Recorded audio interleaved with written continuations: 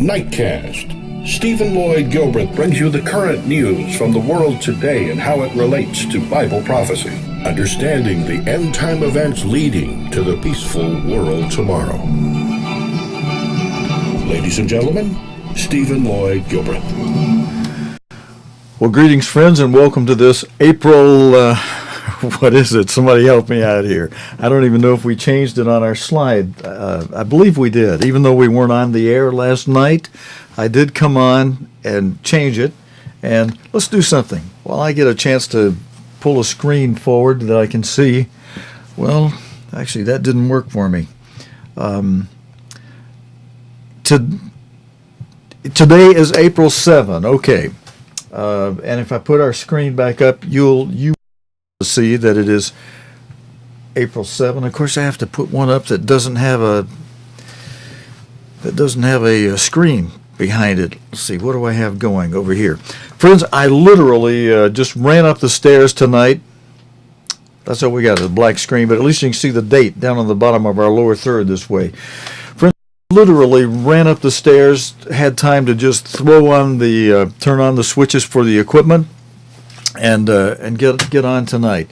Basically, there's two things happening. I was out today all over Alabama, northern Alabama, and then southern Alabama, different places, rounding up some equipment for some of our handicapped brethren so that they will be able to get a Wi-Fi signal into their home strong enough to be able to see our live video broadcast. And for some handicapped folks down in Tuscaloosa County, excuse me, I feel that's very important. That's something that we're going to try to help them be able to do.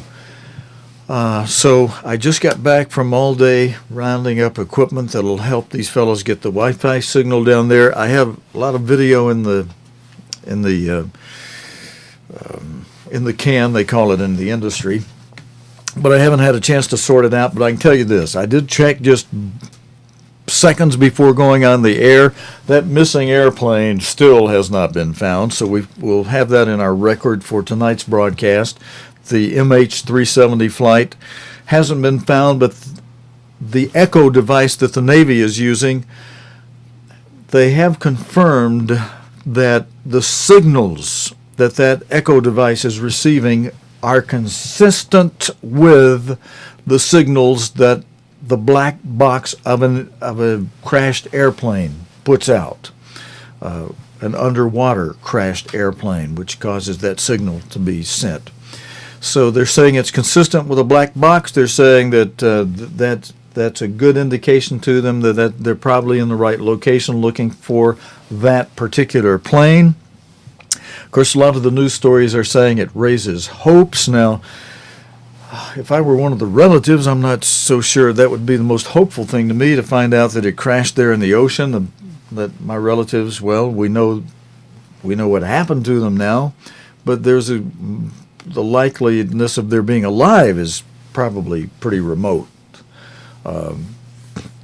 Crashed in the water, they're probably dead under there, unless somehow that aircraft could be airtight and the people could have lived this long, down on the bottom of the ocean bed somewhere down there inside of a sealed tube. And if they had enough airline meals on board that plane somehow that they could all ration around, otherwise, what hope is there other than the fact that we found the plane and we know what happened? What hope is there for anybody still being alive on board the thing? Maybe, who knows? Miracle of miracles, maybe there's a great miracle going to come out of this. We'll see. But anyway, as BBC did an interesting report on about how much American news has put emphasis on that missing plane, when there would be other stories rumbling like what's happening in Ukraine that would get very little time but in comparison. And excuse me, friends, in the Ukraine, the latest thing is that in Donetsk, there's been a People's Republic movement there. And God willing, and the creek don't rise, we're on with a full regular report tomorrow night. We'll cover what's happening there with what has definitely affected the way news out of Europe is going to run as to how the United Europe shapes around, and a new Cold War with Russia, and what impact that could have on things. Friends, I just wanted to come on the air live tonight so that I didn't have to put up another thing saying that there was no show tonight. At least we did 5 minutes, 6 minutes of live broadcasting on this April 7. And then tomorrow night we'll be watching things. Most of you that keep up with us daily, you know where we are in world events and things. And y'all have a good evening. Those of you who are in the church I'm in, who will be keeping the days of unleavened bread next week. This Sunday evening is the Passover foot washing service. We will be doing a service, a ceremony, a service here on the cogtv.org, but not on this channel. It'll be, maybe we'll turn on this channel too. Normally, though, we'll just put it on the Sabbath service channel, which is a feature of cogtv.org. And we won't do a newscast that night. That'll be this Sunday evening. So with Days of Unleavened Bread coming up in this week, which is usually a week that is a good time to be getting your houses unleavened in preparation for the Days of Unleavened Bread next week, depending on how much you get it ready so that on Monday, all you got to do is take out your boxes of baking soda and whatever leavening items you have in that way, food-wise, and just get them out of the house. And have the house already otherwise reasonably de-leavened in the manner that Carlton Smith explained in a sermon he gave on how to prepare ahead for the Passover was a reasonable way to do your unleavening, not going too far overboard with it, and yet, on the other hand, doing what we should do, which, for those of you who understand it, de-leavening and taking leaven out of our houses for a week during the week, the days of unleavened bread, it reveals to us how easily sin can hide from us, and how it can be in little nooks and crannies we had no idea there was a piece of leaven, some sin over here in our lives.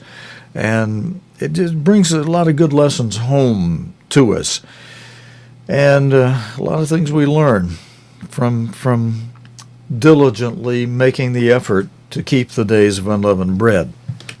So that's coming up next week. Sunday night is the Passover foot washing ceremony. The following night, Monday night, is the night to be much observed, as ancient Israel came out of Egypt with a high hand. And then the rest of the week, that's the first day. That Monday night begins the first day at evening, at sunset, begins the first day of the days of unleavened bread. All day Monday is the Passover day. Sunday night, starting at sunset, the Passover period begins with after sunset, the Passover foot washing ceremony, service, and then followed by a whole week of the days of unleavened bread, with the first day of unleavened bread being a high Sabbath, and then the last day of unleavened bread also being a high Sabbath. We have the corresponding Roman calendar dates for those days alongside the Hebrew calendar on a page under a tab called Calendar if you're on our home page. And if you're watching from some other page, well, if you can get to our homepage at cogtv.org, then look across the top menu items, and up there toward your right side you'll find, or just right of home tab, you'll find a tab for calendar. And on that calendar tab, you can see the dates for all of the annual feast days as God lists them in Leviticus 23. You can see their corresponding Gregory calendar, Roman calendar dates. And if you scroll down, we've got side by side a Gregorian calendar next to a Hebrew calendar. Make it real easy on you. Now this month, this year, is kind of a strange thing, or unusual thing, that doesn't always happen and coordinate this way. But the calendar days in April on the Roman calendar this month parallel the calendar days, and I mean date-wise by the numbers of the days. They parallel them with the first month of the sacred year, of the first month on God's Hebrew calendar, on God's sacred calendar. They're the same for the month of April this year. In other words, the first day of April this year is the first day of the first month on the Hebrew calendar.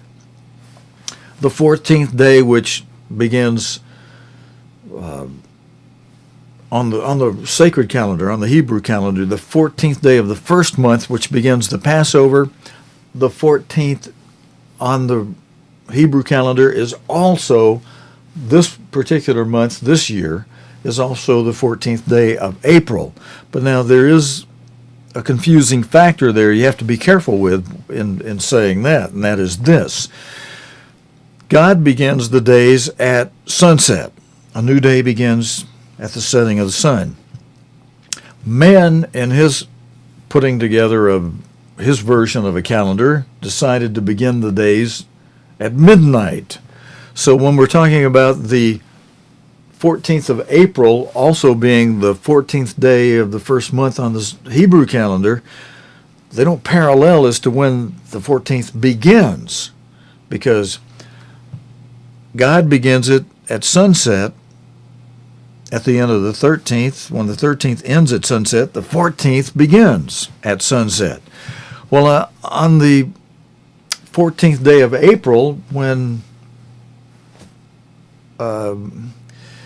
which begins at midnight, it's already been the 14th day of the first month for 6 or 7 hours in the time before midnight since sundown. It's already become the 14th. So the evening we do the Passover foot washing is still on the 13th day of April, because the 13th, it stays the 13th day of April until midnight if you're looking at a Roman calendar. But on the 13th day of April at sundown, it becomes the 14th day of the first month on the Hebrew calendar.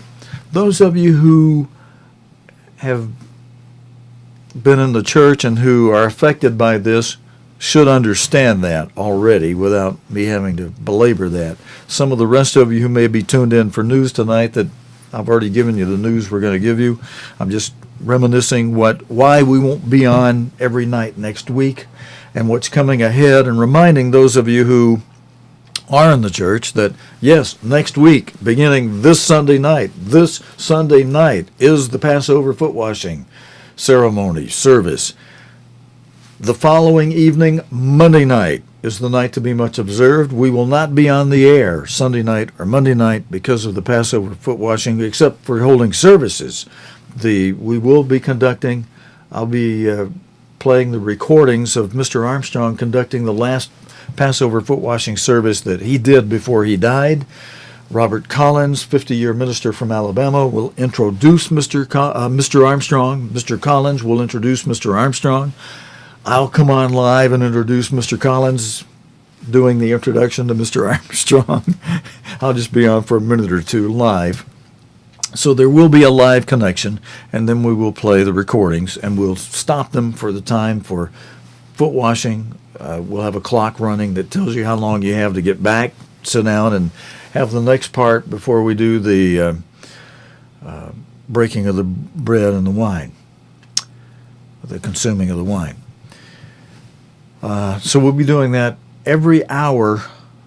We're actually, because of the way timing on sunset works at the present moment, we're going to do it, instead of what I said in the past or somewhere else, we're going to do it at 8 p.m. each evening in each time zone.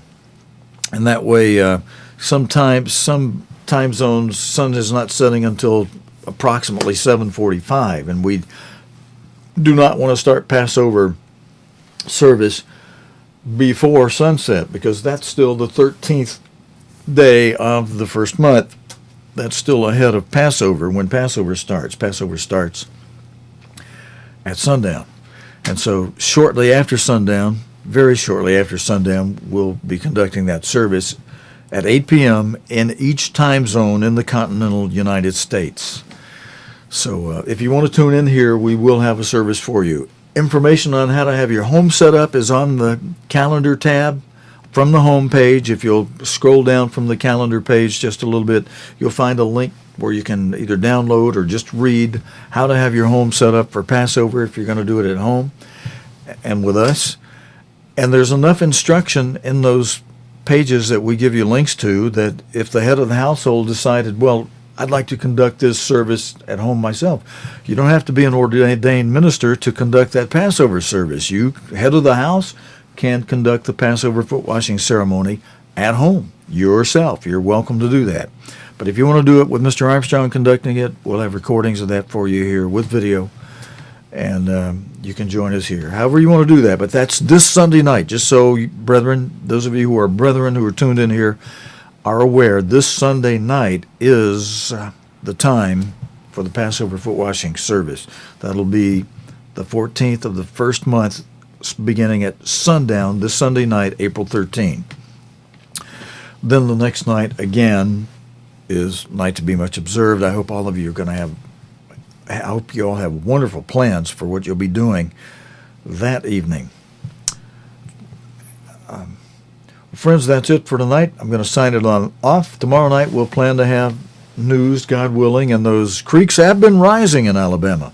I will ask this, though. We are under a tornado threat in most of the whole state of Alabama. And not only us, but Mississippi and Louisiana and maybe parts of Texas, maybe parts of Tennessee. We're under a big tornado threat tonight. And thanks to the people in Mobile, Alabama, for bringing that to my attention. And we'll appreciate, all of us, I think I'm speaking on behalf of all the brethren in these areas, when I say those of you who are tuned in safe places, we will appreciate your prayers for us here that God will protect us from any onslaught of tornado weather that could suddenly develop in this area, in these areas, affected areas. So, God willing, the creeks don't rise and the tornadoes don't take us away, brethren. We'll plan to be here with a regular news report tomorrow evening, Tuesday night, April 8th, here on Nightcast, cogtv.org, or night-cast.tv. You can get us on either location. All right, thank you for tuning in and listening to my rambling for the evening without too much video or news material. But we'll plan to have a regular show tomorrow evening if you want to rejoin us then. Until next time, friends, this is your host for Nightcast, Stephen Lloyd Gilbreth, saying good night, stay safe, my friends. You have been watching Nightcast with Stephen Lloyd Gilbreth. Nightcast can be seen Sunday through Thursday nights here on cogtv.org. Tonight's program is also available anytime on demand in the cogtv.org video archive.